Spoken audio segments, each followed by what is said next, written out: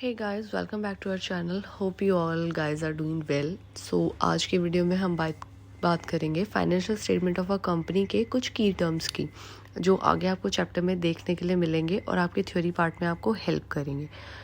सो ये कुछ की टर्म्स हैं जो चैप्टर में आपको दिए हुए हैं। सबसे पहले financial statement of a company. किसी भी कंपनी के फाइनेंशियल स्टेटमेंट के सिर्फ दो पार्ट्स होते हैं, statement of a profit and loss and balance sheet. तो ये जो की टर्म्स हैं ये statement of profit and loss के सब हेड में आते हैं। So first one is revenue from operations.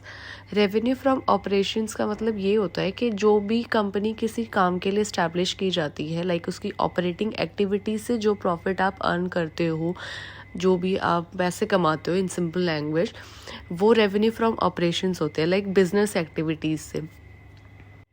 And second one is other income. As simple, other income वो इनकम होती है जो आप अदर देन बिजनेस एक्टिविटीज़ या ऑपरेटिंग एक्टिविटीज़ से जो प्रॉफिट अर्न करते हो, जो भी पैसे कमाते हो, मतलब इन एक्टिविटीज़ के सोर्सेज से अलग जो भी सोर्स है पैसे कमाने का। कंपनी में बहुत सारी चीज़ें होती हैं, तो ऑपरेटिंग और बिजनेस एक्टिविटीज़ से अदर देन जिस भी सोर्स से आप पैसे कमाते हो, प्रॉफिट अर्न करते हो, वो अदर इनकम के हेड में आता है। Third one is cost of material consume. Cost of material consumed का मतलब ये होता है कि आप जैसे किसी कंपनी में गुड्स तो बनते ही हैं, ऑब्वियसली उन गुड्स को यूज़ करने में जो भी रॉ मटेरियल और अदर मटेरियल्स के कॉस्ट कंज्यूम्ड होते हैं, एग्रीगेट कॉस्ट को हम कॉस्ट ऑफ मटेरियल कंज्यूम्ड बोलते हैं। मतलब एक गुड को बनाने में जितने भी मटेरियल्स लगते हैं, रॉ हो चाहे अदर काइंड ऑफ मटेरियल्स, उन सब का aggregate cost of material consumed कहा जाता है। Okay, next is purchase of stock and trade. Purchase of stock and trade means होता है कि आप जो भी गुड्स रीसेल करने के लिए परचेज करते हो, उसे purchase of stock and trade कहते हैं। Okay, next is change in inventories of finished goods, WIP and stock and trade. So basically ये क्या होता है कि जैसे ओपनिंग इन्वेंट्रीज होती है और क्लोजिंग इन्वेंट्रीज होती है, फिनिश्ड गुड्स की, वर्क इन प्रोग्रेस की एंड स्टॉक इन ट्रेड की, उन सब के बीच का जो डिफरेंस होता है। नेक्स्ट है एम्प्लॉयज़ बेनिफिट एक्सपेंसेस। ये वो एक्सपेंसेस होते हैं जो कंपनी अपने एम्प्लॉयज़ पे खर्च करती है, लाइक उनकी सैलरीज, वेजेस, बोनस एट्सेट्रा, जो भी मतलब एम्प्लॉयज़ के रिलेटेड एक्सपेंस होते हैं वो एम्प्लॉयज़ बेनिफिट एक्सपेंस होते हैं।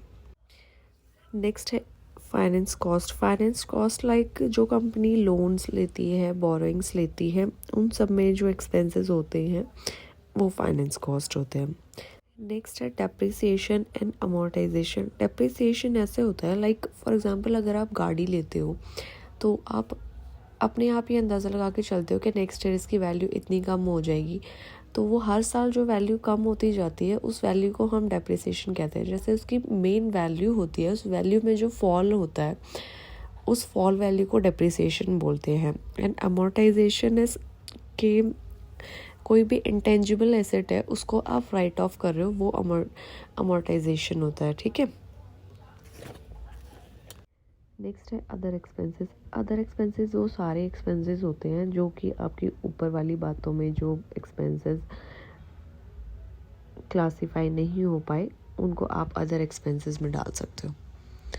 लाइक कंपनी में बहुत सारे खर्चे होते हैं, तो जो भी खर्चे के लिए आपने हेड नहीं बना रखे, छोटे मोटे होते हैं, उनको आप अदर एक्सपेंसेस में उठा के डाल देते हो। ओके, सो नेक्स्ट हेड है balance sheet, equity and liabilities.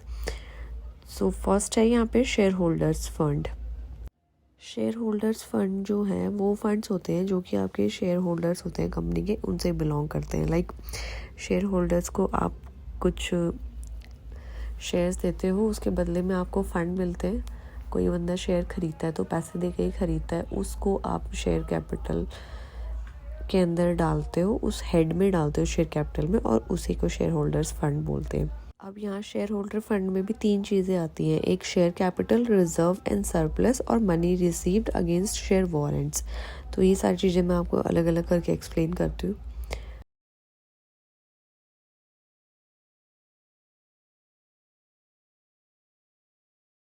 सबसे पहले आता है शेयर कैपिटल वो अमाउंट होती है जो company as a capital received करती है अपनी इक्विटी शेयर्स देके और अपने प्रेफरेंस शेयर्स देके। कंपनी में दो तरह के शेयर्स होते हैं, इक्विटी शेयर कैपिटल और प्रेफरेंस शेयर कैपिटल। इन दोनों कैपिटल को आप शेयर कैपिटल के हेड में डालते हो, और जब ये शेयर इशू करके कंपनी जो कैपिटल अमाउंट लेती है शेयर होल्डर से, उसको शेयर कैपिटल बोलते हैं।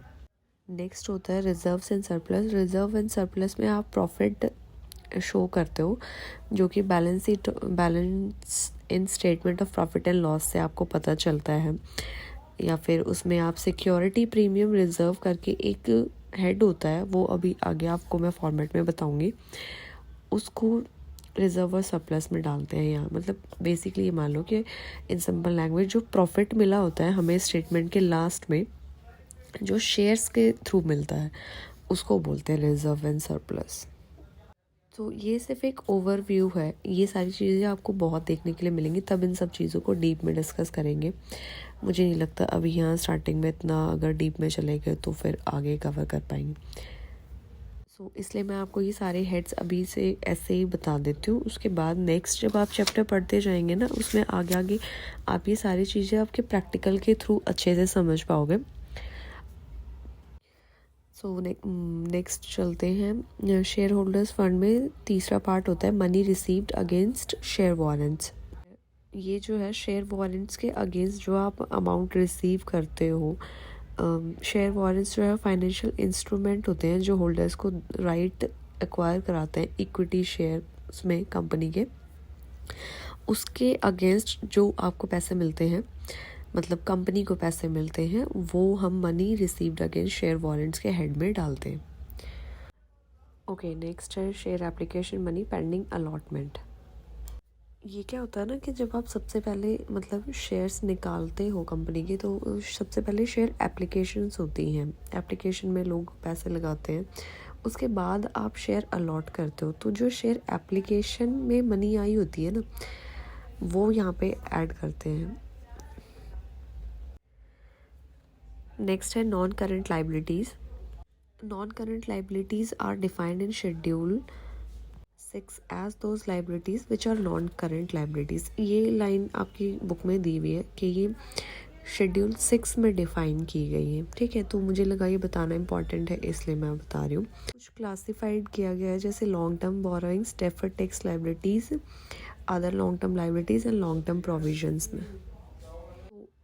सो इन सबको एक एक करके डिस्कस कर लेते हैं। सबसे पहले long term borrowings. Long term borrowings आपकी वो बोरोइंग्स होती हैं, मींस उधार होती हैं कंपनी के ऊपर के, जो 12 महीने से ज़्यादा होती हैं आपकी बैलेंस शीट में।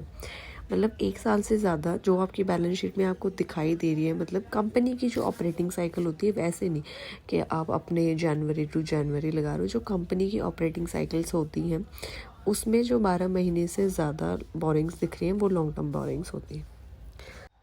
ओके, नेक्स्ट है डेफर्ड टैक्स लाइबिलिटीज़। ये जो होती है ना, मतलब डिफरेंस होता है एक अकाउंटिंग इनकम के बीच में और टैक्सेबल इनकम के बीच का। ये जो सिर्फ बुक की एंट्री होती है, एक्चुअल में ये कोई लाइबिलिटी नहीं होती। इसको हम जब बनाते हैं जब आपकी अकाउंटिंग इनकम जो है वो टैक्सेबल इनकम से ज़्यादा हो जाए, तो उसको छुपाने के लिए या बचाने के लिए हम एक एंट्री कर देते हैं डेफर्ड टैक्स लाइबिलिटी करके।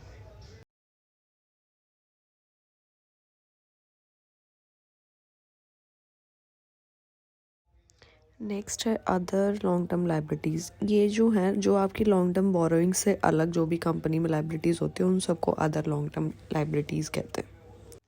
Next long term provisions. ये जो है प्रोविजंस होते हैं लाइबिलिटीज़ के, जो हमें 12 मंथ्स के बाद पे करने होते हैं अपनी बैलेंस शीट के डेट में, मतलब अपनी बैलेंस शीट के 12 मंथ्स के बाद, और या फिर अपने ऑपरेटिंग साइकिल के पीरियड के बाद। सो इसलिए इन्हें लॉन्ग टर्म पीरियड प्रोविजंस बोलते हैं। Next is current liabilities. Current liabilities में आपके आते हैं short term borrowings, trade payables, other current liabilities and short term provisions. Current liabilities basically वो होती है जो कंपनी अपने 12 मंथ से पहले अपनी ऑपरेटिंग साइकिल के बीच में ही सेटल कर ले, और 12 मंथ से पहले जो भी कर लेते हैं सेटल लाइबिलिटीज़, उन सबको ही करंट लाइबिलिटीज़ बोलते हैं। शॉर्ट टर्म बोरोइंग्स वो होती हैं जो हमें 12 मंथ से पहले हम सेटल कर लेते हैं अपनी बैलेंस शीट में।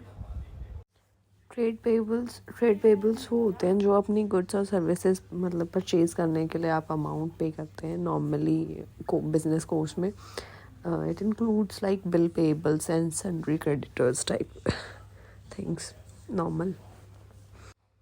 अदर करंट लाइबिलिटीज़ वो होती हैं जो शॉर्ट टर्म लाइबिलिटीज़ होती हैं आपके शॉर्ट टर्म बोरोइंग्स से अलग, जैसे शॉर्ट टर्म प्रोविजंस हो गए, ट्रेड पेबल्स हो गए। शॉर्ट टर्म प्रोविजंस वो होते हैं जो आप 12 मंथ से पहले अपनी बैलेंस शीट में या ऑपरेटिंग साइकिल में राइट ऑफ कर लेते हो। ये वो प्रोविजंस होते हैं, जैसे कि आपके लॉन्ग टर्म प्रोविजंस होते हैं जो 12 मंथ्स के बाद हम पे करते हैं। शॉर्ट टर्म प्रोविजंस वो होते हैं जो हम 12 मंथ से पहले पे करते हैं। Next is assets. एसेट्स कुछ टाइप्स के होते हैं, like non current assets, fixed asset and tangible assets. Non current assets वो होते हैं जो कि लाइक नॉन करंट इन्वेस्टमेंट्स हो गई, आपकी डेफर्ड टैक्स एसेट्स हैं, long term loans and advances हैं, and other non current assets होते हैं। सबसे पहले हम फिक्स्ड एसेट्स की बात करते हैं। फिक्स्ड एसेट में भी कुछ सब हेड होते हैं। First one is tangible assets. Tangible assets वो होते हैं जैसे जिनकी आपको फिजिकल एग्जिस्टेंस होती है। एग्जाम्पल्स जैसे लैंड है, बिल्डिंग है, मशीनरी है, कंप्यूटर है, जो भी चीज़ जिसके थ्रू आप कंपनी में काम कर रहे हो, आप कंपनी को रन कर रहे हो, आपके मैन्युफैक्चरिंग में उसके लिए एक जगह भी चाहिए होती है, एक बिल्डिंग भी चाहिए होती है। हर एक चीज़ जो आप देख सकते हो जिसकी फिजिकल एग्जिस्टेंस है उसको टेंजिबल एसेट बोलते हैं। Next is intangible assets. ये बिल्कुल अपोजिट है, जिसकी कोई फिजिकल एग्जिस्टेंस आपको नहीं दिखती लेकिन वो फिर भी कंपनी को रन करने में, प्रॉफिट अर्न करने में, मतलब एक कंपनी को चलाने में हेल्प कर रहे हैं। फॉर एग्जांपल पेटेंट्स हैं, ट्रेडमार्क्स हैं, कंप्यूटर सॉफ्टवेयर हैं। ट्रेडमार्क्स एंड पेटेंट्स की कोई फिजिकल एग्जिस्टेंस तो नहीं होती, आप उसको लैंड और बिल्डिंग की तरह ऐसे देख तो नहीं सकते हो, लेकिन फिर भी वो कंपनी में हेल्प तो करते हैं, इसलिए these are intangible assets. Next is capital work in progress. Capital work in progress का मतलब होता है कि जो भी एक्सपेंडिचर्स मींस खर्च हो रहा है आपको कंस्ट्रक्शन और डेवलपमेंट टेंजिबल एसेट्स में, टेंजिबल एसेट्स के लिए जो भी खर्चा हो रहा है उसको कैपिटल वर्क इन प्रोग्रेस बोलते हैं।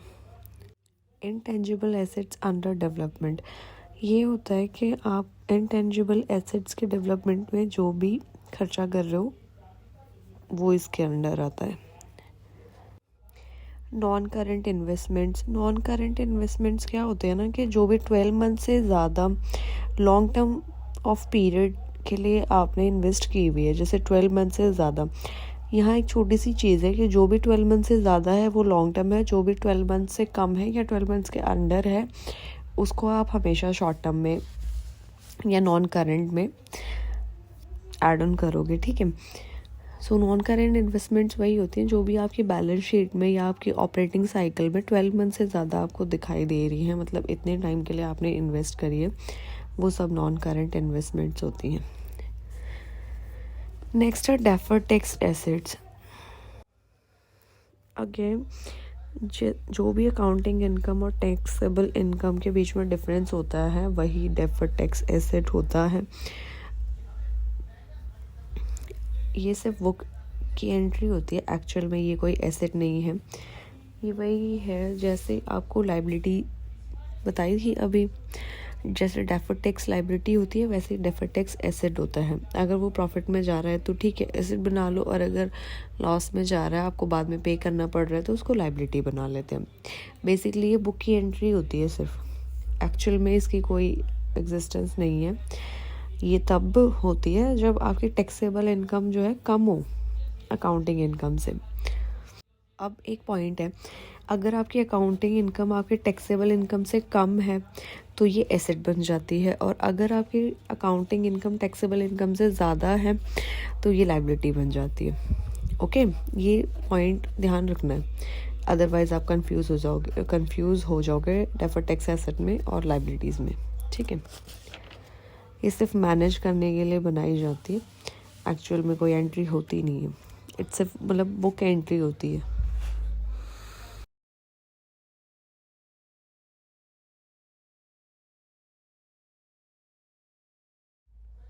अब करंट एसेट्स की बात करते हैं। करंट एसेट्स में ट्रेड रिसीवेबल होते हैं, कैश एंड कैश इक्विवेलेंट होता है, शॉर्ट टर्म लोन्स होते हैं, एडवांस होते हैं और अदर करंट एसेट होते हैं। तो अब यहाँ पे ये मत सोचना कि ये शॉर्ट टर्म लोन्स तो लाइक लाइबिलिटी होते हैं। ये वो होते हैं जो लोन्स आपने दिए हुए होते हैं, लिए नहीं होते। जो आप लेते हो वो आपके लिए लाइबिलिटी होते हैं, जो आप देते हो वो आपके लिए लोन होता है। मतलब वो लोन आपके लिए एसेट होता है। अगेन करंट इन्वेस्टमेंट वही होती है जो आपने 12 मंथ से कम के लिए इन्वेस्ट की होती है। इन्वेंट्रीज मतलब होता है स्टॉक, जो कि आपका टेंजिबल एसेट्स आपने हेल्ड किए हुए, लाइक जिस भी नॉर्मल कोर्स ऑफ बिजनेस के लिए आप गुड्स मैन्युफैक्चर करते हो वो सब आपके स्टॉक या इन्वेंट्रीज होते हैं। For example, in case of a trading company, stock of goods inventories होता है। मैन्युफैक्चरिंग कंपनी में रॉ मटेरियल और work in progress like finished good, ये सब स्टॉक इन्वेंट्रीज होता है। नेक्स्ट है ट्रेड रिसीवेबल्स। ट्रेड रिसीवेबल्स वो अमाउंट होती है जो आपको अपनी गुड्स और सर्विसेज की सेल करने पे लेनी होती है, जो कि एक नॉर्मल कोर्स ऑफ बिजनेस के लिए आप गुड्स मैन्युफैक्चर या सेल करते हैं। It includes bills receivable and sundry debtors. Cash and cash equivalent वो होता है कैश इन हैंड और your bank balance, like companies bank balance. Again short term loans and advances वही होते हैं जो आप 12 मंथ से कम के लिए आपने लोन्स दिए होते हैं या एडवांसेस दिए होते हैं। बिल्कुल नॉर्मल है कि शॉर्ट टर्म में आपको 12 मंथ से कम वाली चीज़ें लानी है और लॉन्ग टर्म में आपको हमेशा सिर्फ आंख बंद करके लॉन्ग टर्म वाली चीज़ें डाल देनी है। इसके अलावा जो भी अलग एसेट्स होते हैं वो सब आपको अदर करंट एसेट्स में डाल देने होते।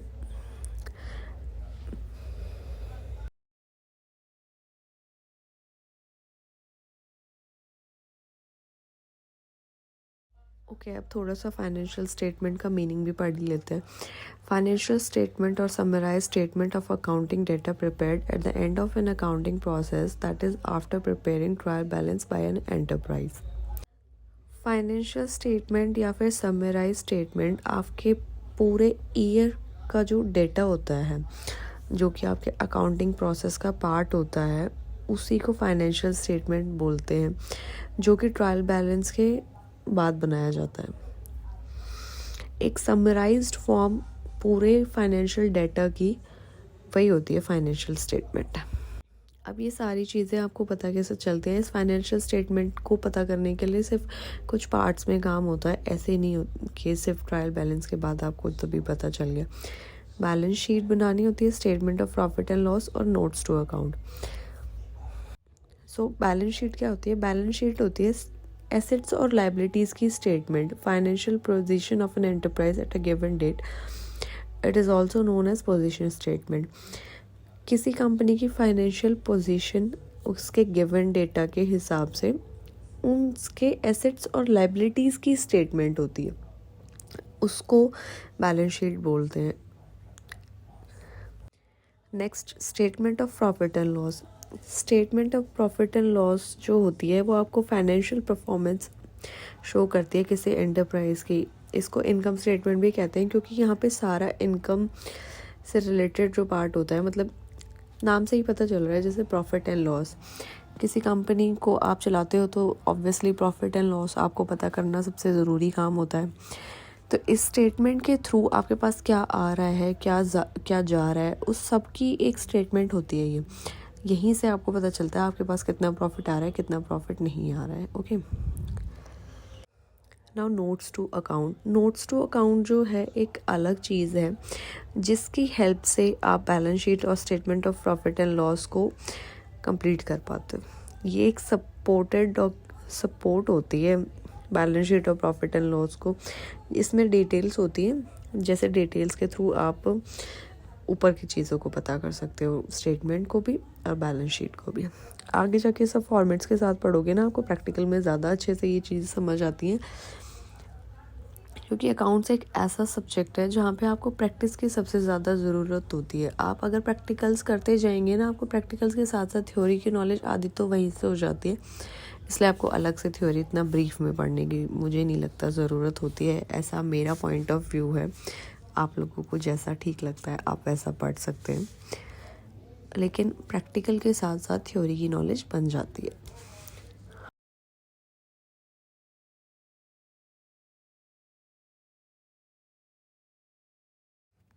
ये कुछ कैरेक्टरिस्टिक्स और नेचर दिए हुए हैं फाइनेंशियल स्टेटमेंट्स के, एक बार फटाफट इनको गो थ्रू पढ़ लेते हैं।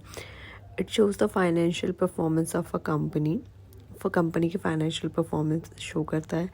The transactions are expressed in terms of money. Obviously इन सब चीज़ों के थ्रू आप कंपनी की ट्रांजेक्शन्स को in terms of money express कर सकते हैं। It is prepare for past period. आप एक बार अकाउंट्स बनाते हैं तो आप उन्हें सेव करते जाते हैं, सो हिस्टोरिकल डॉक्यूमेंट होता है। It is for a specific accounting period. हर एक साल के लिए आप अलग अलग अकाउंट्स बनाते हैं, सो हर एक अकाउंटिंग पीरियड के लिए आपके पास अलग डॉक्यूमेंट होते हैं। Nature of financial statement, recorded fact, conventions, accounting concepts, personal judgement. Conventions का मतलब क्या होता है ना कि आप अकाउंटिंग पीरियड में कुछ प्रोविजंस बना लेते हैं कि एक्सपेक्टेड लॉस के हमें इतना लॉस हो सकता है, बट प्रोविजंस बनाते टाइम हम एक्सपेक्टेड प्रॉफिट को इग्नोर करते हैं। इसलिए जो रियल फाइनेंशियल परफॉर्मेंस होती है, फाइनेंशियल पोजीशन होती है किसी बिजनेस के, मे बी ऐसा हो कि वो बाद में बेटर हो जाए। जिस लॉस के लिए हम प्रोविज़न बना के चले थे मे बी वो लॉस ना हो, और जिस एक अनएक्सपेक्टेड प्रॉफिट को हमने इग्नोर कर दिया था मे बी वो प्रॉफिट अकर हो जाए बाद में। और सो यही होता है कन्वेंशन कि आप प्रोविज़न बना के चलते हैं लॉस के लिए, प्रॉफिट को इग्नोर करते हैं। सो मे बी हो सकता है आपको लॉस ना हो और आपको प्रॉफिट हो जाए और फाइनेंशियल पोजीशन जो है बाद में ठीक हो जाए। सो ये कन्वेंशंस जो हैं फाइनेंशियल स्टेटमेंट को रिलायबल, अंडरस्टैंडेबल और कंपेरेबल भी बनाती। अकाउंटिंग कंसेप्ट्स का मतलब क्या होता है ना कि जो कुछ कंसेप्ट्स बने हुए होते हैं, जैसे कि फिक्स्ड एसेट्स को हम बैलेंस शीट में उसकी हिस्टोरिकल वैल्यू पे दिखाते हैं, ना कि उसकी मार्केट वैल्यू पे। सो इसलिए ये भी रिलायबल बनाता है। पर्सनल जजमेंट में क्या होता है ना कि पर्सनल जजमेंट भी ऑब्वियसली इफ़ेक्ट करती है आपकी फाइनेंशियल स्टेटमेंट को, कि आप डेप्रिसिएशन के लिए कैसा और कौन सा मेथड यूज़ कर रहे हैं। सो ये मैनेजमेंट पे डिपेंड करता है, and it's also effects on your financial statement. So personal judgement is also related to financial statement. Okay guys, so next हम अब फॉर्मेट देखते हैं। फॉर्मेट मैंने एज इट इज़ आपकी बुक में से ही लिया है, क्योंकि पीपीटी में ऐसे फॉर्मेट नहीं मुझे रिलायबल लगा थोड़ा, इसलिए मैं चाहती हूँ कि बुक्स में से ही फॉर्मेट्स पढ़े जाएँ तो ज़्यादा बेटर है।